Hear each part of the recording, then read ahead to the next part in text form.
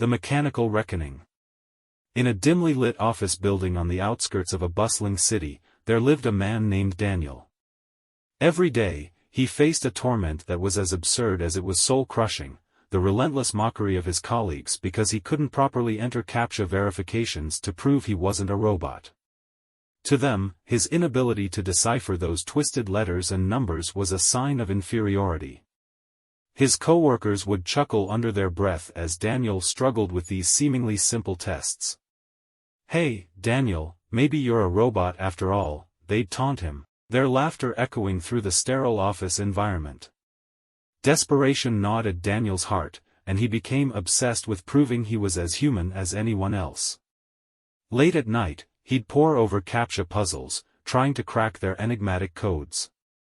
He even considered asking a computer programmer friend for help, but he couldn't bring himself to reveal the reason behind his strange quest.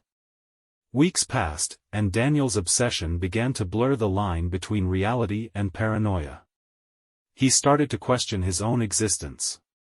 Was he really human, or had he been living a lie all his life? One gloomy evening, a sinister idea took hold of him. He decided to conduct a test that would reveal his true nature. In his office, he found the paper cutter, an old and menacing machine with a blade that could slice through paper with ease. Sweating profusely, heart pounding, he pressed his trembling hand onto the cutter's cold, metal surface. The suspense was unbearable as he hesitated for a moment before finally pushing his hand forward.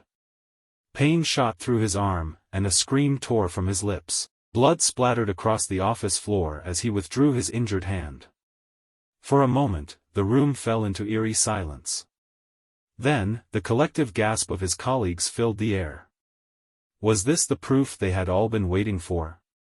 However, the truth was far from what anyone expected. Daniel was no robot. He was a man, flesh and blood, but now he was a wounded one. His mangled hand required immediate medical attention.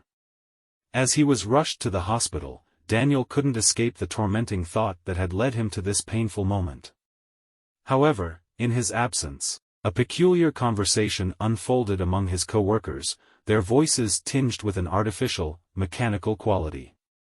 "I think we might have gone too far this time," whispered one co-worker in a strangely monotone voice, glancing around at the concerned faces of the others.